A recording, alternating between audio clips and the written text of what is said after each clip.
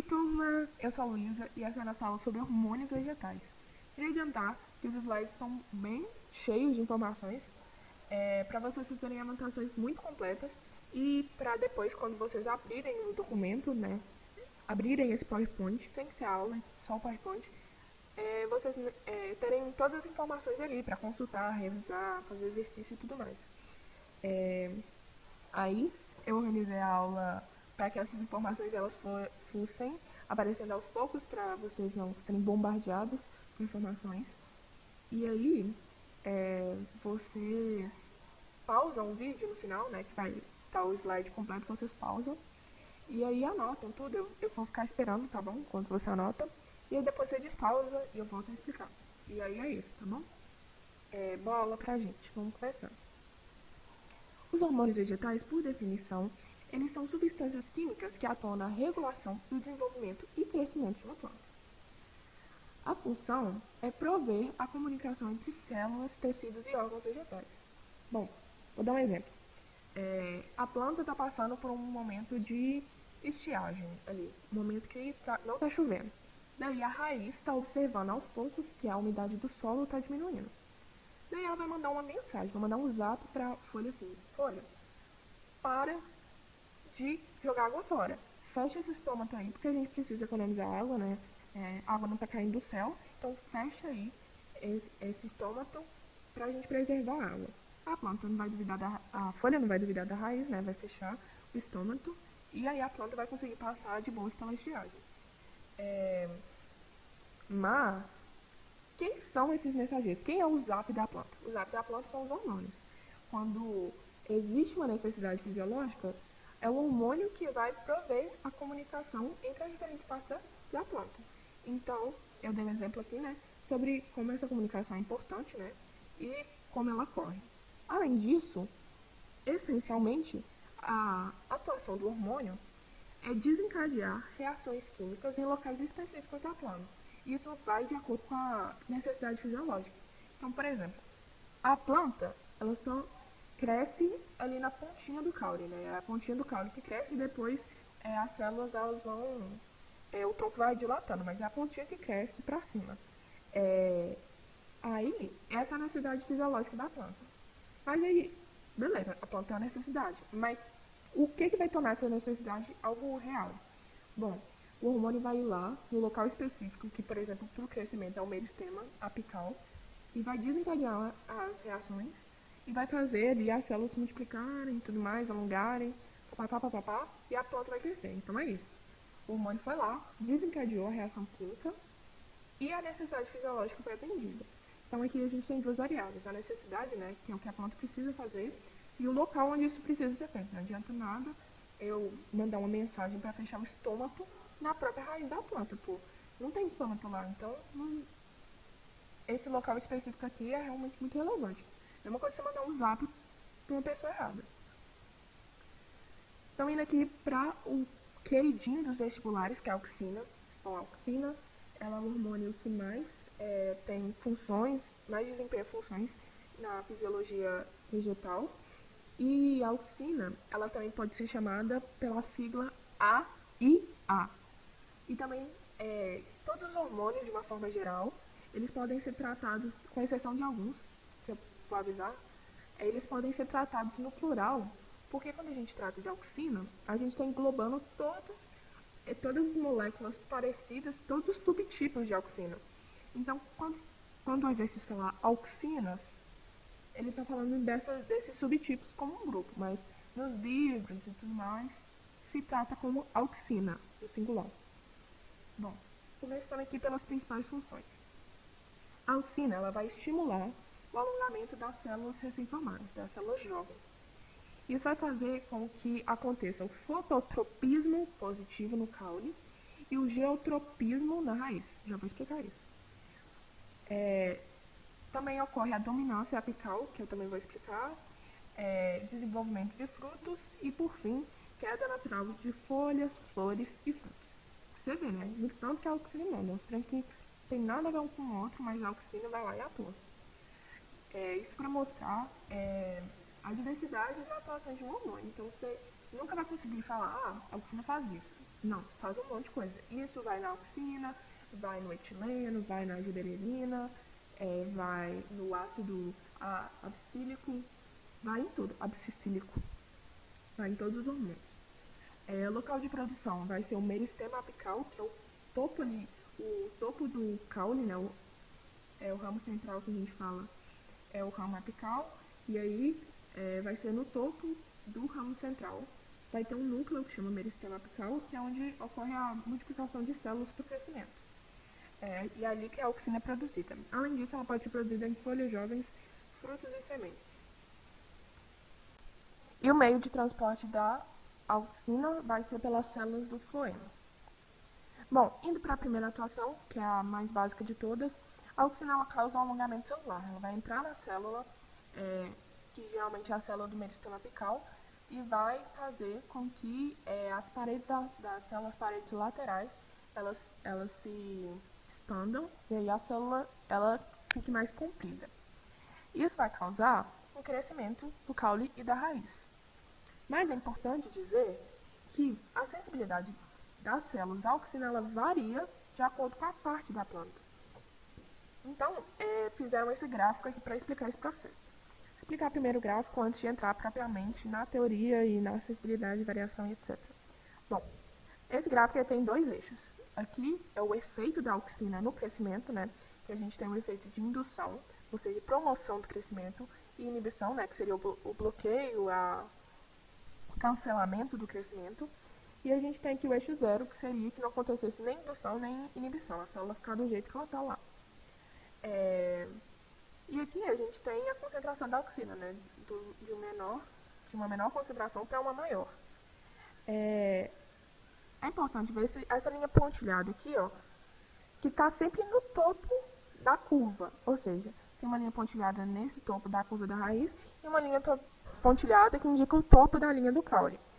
Essa linha, ela indica o momento ótimo de crescimento dessas estruturas. Então, o momento ótimo de crescimento da raiz ocorre nessa concentração e o momento ótimo de crescimento do caule ocorre nessa concentração aqui. E aí que a gente vai entender realmente a sacada aqui da acessibilidade. A gente vê que a raiz ela tem uma indução do crescimento quando ela tem menores concentrações de auxina. Então, nessa região aqui, a gente vê um crescimento da raiz. Mas quando a gente vai aumentando a concentração de auxina na planta, a gente vai vendo uma queda no crescimento da raiz e um aumento muito significativo no crescimento do caule. Então, o que a gente pode extrair de informação desse gráfico? Que quando o caule está crescendo, a raiz está sendo inibida de crescer. E isso acontece quando existe uma concentração alta de auxina. E isso vai ser muito importante para a gente entender o processo de geotropismo e fototropismo, que eu vou explicar agora. O fototropismo positivo é o crescimento em direção à luz. Foto é luz, tropismo é crescimento. E o fototropismo negativo seria, por definição, o crescimento no sentido contrário à luz.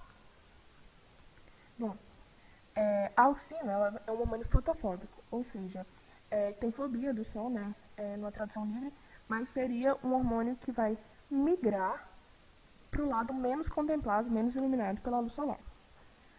Considerando isso, pensando naquele gráfico que eu falei sobre a diferença da sensibilidade entre a raiz e o caule, a gente vai analisar os efeitos, né, da luz solar na raiz e no caule.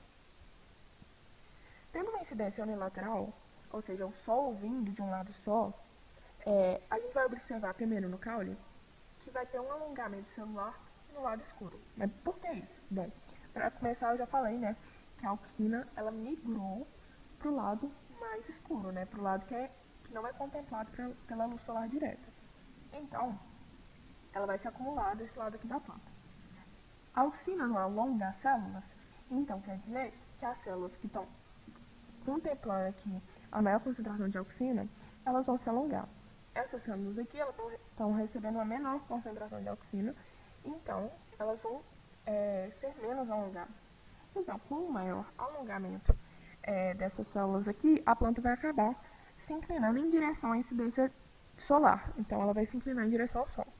Isso a gente chama de fototropismo positivo. No caso da raiz, a gente vai retomar o gráfico. A gente vê aqui, ó, que a concentração de auxina é igual na raiz e no caule. Ó, no caule e na raiz. Então, quer dizer que se o caule estava num crescimento ótimo, a raiz estava inibida. Se a raiz estava inibida de ter um alongamento celular, quer dizer que essa concentração de auxina aqui, ó, vai bloquear o crescimento das células. E aqui, tendo uma menor concentração de auxina, vai acabar crescendo um pouco mais. Então, a raiz ela vai acabar se entortando para o lado que está sendo menos contemplado pelo Sol. Ou seja, ela vai fugir do Sol, ela vai ter um fototropismo negativo. Como a raiz está na Terra, né, a gente chama de geotropismo. Ou seja, um crescimento em direção à Terra. A raiz ela sempre vai ir para as regiões mais fundas e sempre vai procurar, no caso de iluminação indireta, aí para longe do Sol. Mas aí você vai me falar, e nos lugares onde a incidência é homogênea? E nos trópicos que o Sol passa por cima das plantas? Quando o Sol passa por cima, quer dizer que está tendo uma incidência homogênea. Ou seja, a auxina ela vai atuar igualmente dos dois lados da planta. Ou seja, ela vai alongar os dois igualmente e aí a planta vai crescer para cima.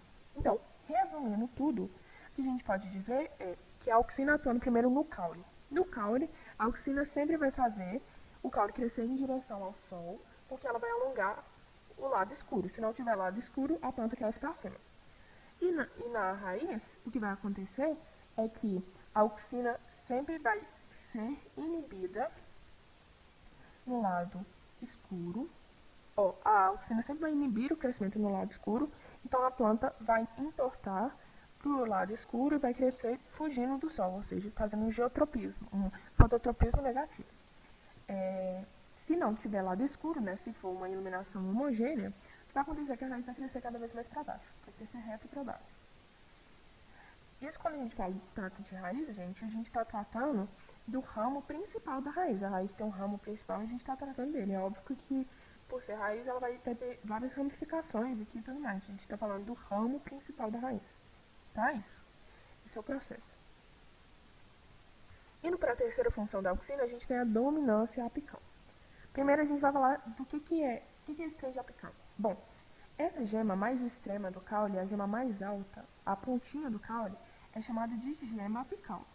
Ela está no ápice do caule. A gema apical, ela também coincide com o quê? Com o meristema apical, o que quer dizer que tem uma superprodução de auxina. Essa auxina, ela inibe o crescimento das gemas laterais, que são as gemas que se encontram aqui na ramificação entre o tronco principal e esse tronco aqui, que às vezes é a folha, e às vezes é outro ramo, outro tronco e tudo mais. As gemas laterais são isso, são gemas, né, ramos que surgem na ramificação do tronco principal. A auxina vai inibir o crescimento dessas gemas, vai tornar essas gemas dormentes. Se a gente corta o topo, se a gente corta o meristema, a auxina ela vai ser cortada junto, uma parte da auxina. Então, o que vai acontecer é que esse efeito inibidor ele vai acabar, então a gente vai ter um crescimento das gemas laterais, das gemas axiais. Mas a gente pode notar também que se a gente fizer um enxerto com a auxina aqui, e onde era o meristema, onde era a gema apical, as gemas laterais, as gemas axiais, elas voltam a ser inibidas, provando que todo esse processo de dominância apical é causado pela auxina. Então vamos para próximo. Mas é isso em si. Esse aspecto também é muito cobrado nas questões. Vocês têm que lembrar disso. Cortou ali a gema apical, gema lateral cresce. Botou um enxerto de auxina para provar esse processo, as gemas laterais voltam a ficar dormentes. Lembrar também que, tá vendo, por exemplo, essa gema aqui, ó, ela cresceu. Isso aqui se torna a nova gema apical desse raminho aqui. Então, pode ser que ele te fale numa poda que cortou tanto essa gema quanto essa aqui. Então, o que vai acontecer é que geminhas que surgem daqui vão se desenvolver e gemas daqui também vão. Não sei se ficou muito claro, eu posso mostrar um esquema disso depois. E por que essa dominância apical ela é relevante e cobrada nos vestibulares? porque esse é o principal conceito de podar uma planta. Por que se poda uma planta? Para que ela possa encher dos lados.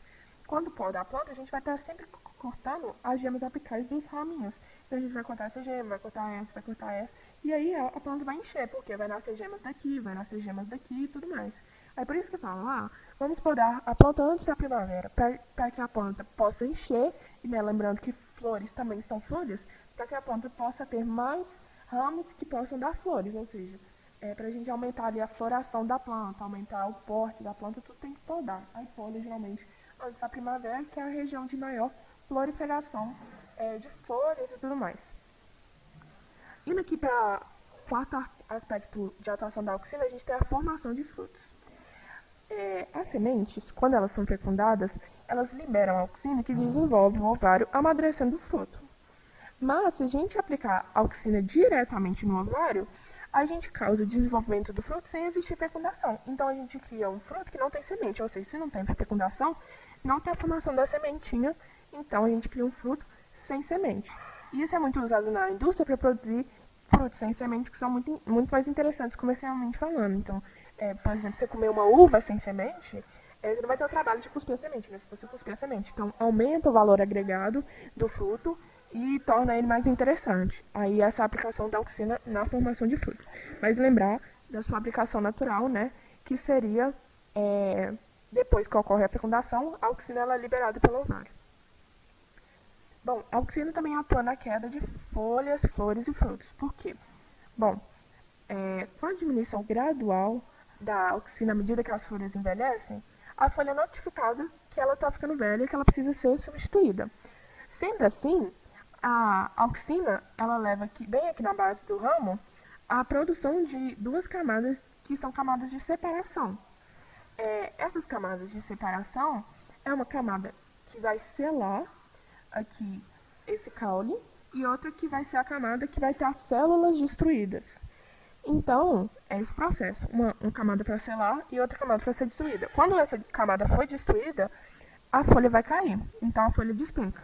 Então, a auxina ela é relevante em si para poder notificar a folha que ela está velha. Quanto mais velha, menos auxina vai produzir. Se chegar no nível X, que é baixo, né, a gente vai ver que a folha está velha. A gente não, né, a planta. Então, a planta vai começar esse processo aqui, que também envolve a etilene, que eu vou explicar a parte do etilene posteriormente. Mas a auxina em si serve para sinalizar a folha que ela está velha.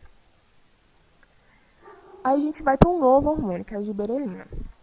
A giberelina, ela tem como principais funções o alongamento do caule e folhas, floração e desenvolvimento de frutos e germinação de sementes e desenvolvimento de brotos. Aí ela é produzida nos meristemas, sementes e frutos e transportada pelo xilema. Primeira atuação da giberelina era o alongamento do caule das folhas. A gente tinha algumas espécies de plantas que eram as plantas anãs, que elas não cresciam de jeito nenhum. Existia a ervilha anã, inclusive, que foi a mesma espécie de planta que o Mendel usou para desenvolver os estudos sobre genética. Mas aí a gente tinha essas ervilhas voltando e notou-se que elas não cresciam. Mas quando se aplicava giberelina, que foi um hormônio que ele foi descoberto por um cientista que estava estudando pés de arroz que estavam muito altos, ou seja, eles associaram giberelina. Na verdade, contar a história direito, para vocês entenderem. Tinha um cientista que estava estudando uma safra de arroz que estava tendo pés de arroz muito altos que ficavam fracos e caíam. Ou seja, não era interessante para a produção. E aí o que ele notou é que essa plantação de arroz ela estava sendo extremamente acometida por uma população de fungos que ficavam produzindo giberelina, que foi esse hormônio que foi sintetizado, né, essa substância que foi sintetizada. Aí depois percebeu-se que a giberelina ela era sintetizada naturalmente por quase todas as plantas e que ela era essencial para fazer com que o caule e as folhas se alongassem. Aí começou-se a usar a giberelina para alongar plantas que eram anãs, ou seja, essa ervilha anã, que é a ervilha de Mendel, ela era naturalmente uma ervilha baixinha assim, tinha nem 10 centímetros. E aí viu-se que ela tinha um gene que não produzia a enzima que formava a giberelina. Então, o que eles viram é que a planta não tinha capacidade de crescer por um defeito, entre aspas, genético. E aí, quando começou a tratar a planta com giberelina, a planta foi crescendo, e aí essas ervilhas que tinham 10 centímetros, elas podiam atingir mais de 1 metro. Aí eu expliquei tudo aqui, ó. Agora vocês podem pausar e anotar. Passar. Bom, uma segunda atuação da gibberellina seria a germinação de sementes. Germinação de sementes é quando a semente ela cai no solo e aí ela vai começar a absorver água. Assim, ela vai começar a liberar gibberellina pelo embrião. Aqui está uma repetição, perdão, um erro de digitação. O embrião vai começar a liberar a gibberellina e essa gibberellina ela vai degradar o endosperma, né, que é a parte ali que a gente pode chamar de calórica da semente. Essa degradação do endosperma, ela vai ter como produto carboidrato e aminoácido. E esses carboidratos e aminoácidos, eles vão ser matéria-prima para o brotamento. Então, o embrião ele vai consumir esses carboidratos e aminoácidos e aí ele vai ter energia e matéria-prima, né? Os aminoácidos eles são matéria-prima das proteínas, para poder crescer de tamanho a planta e brotar por fim, para sim começar a absorver nutrientes do solo e etc. E aí a terceira aplicação da gibberellina é na floração e desenvolvimento de frutos. Bom, como que o pólen sabe qual flor fecundar? Essa é uma pergunta assim, que a gente devia se perguntar, pensa. A gente está num jardim e várias flores estão abertas e várias flores estão ali emitindo pólen o tempo inteiro. Então o pólen está circulando no ar, está circulando através das abelhas e tal, e ele cai naturalmente em todas as flores daquele jardim. Mas ele fecunda todas as flores? Não.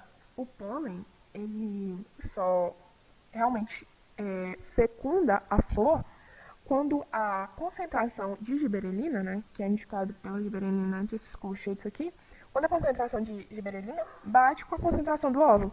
Aí o pólen vê que ele está com a planta certa e ele vai lá e fecunda. Um bônus que a gente pode falar sobre desenvolvimento de frutos é que a gibberellina ela também pode ser aplicada para produzir frutas sem sementes. É porque tem algumas frutas, como a uva, pêssego, tangerina, que ao invés de elas usarem a auxina para desenvolver os ovários, elas usam a gibberellina. Sendo assim, a gibberellina ela é usada como versão sintética na indústria para produzir uva sem semente, mexerica sem semente, pêssego sem semente. Indo agora para a citocina.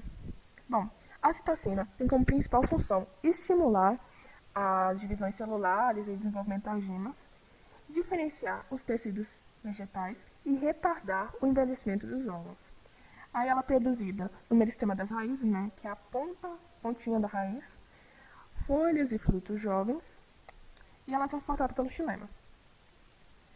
A citocina, primeira atuação aqui na divisão celular de desenvolvimento de gemas, ela está presente nas regiões das plantas que tem muita proliferação celular. Por exemplo, a semente que está germinando, que precisa realmente aumentar de tamanho ali para poder brotar. Nos frutos, né, que vão crescendo e tudo mais. Nas folhas que precisam crescer para aumentar a superfície de absorção da luz solar e aumentar a fotossíntese. E nas raízes.